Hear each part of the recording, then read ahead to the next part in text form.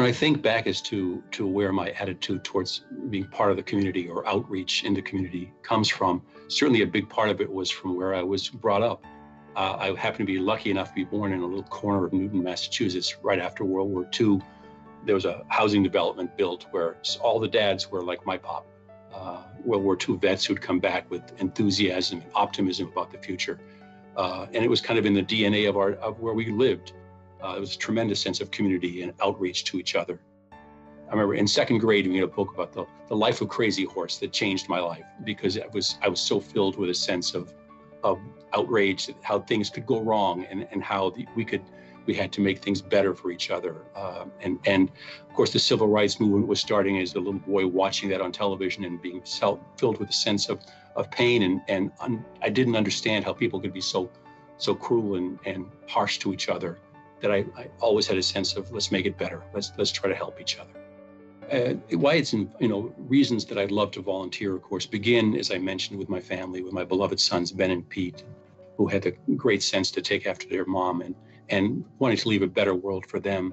But also, I've been blessed to have this unique position here at the Basketball Hall of Fame, where when I arrived, I found that going out into the community, I could use the hook of basketball, which is such a beautiful sport, such a team sport, to pull people in and talk. Everyone loves basketball. And it was such an easy way to reach out to diverse groups of people to talk about all kinds of things: teamwork, fitness, respect, things that were kind of built into the essence of our game. And using the platform of the Hall of Fame, it gave me such an easy entry point to reach out to diverse groups of people who I never would have had a chance to talk to otherwise in a meaningful way.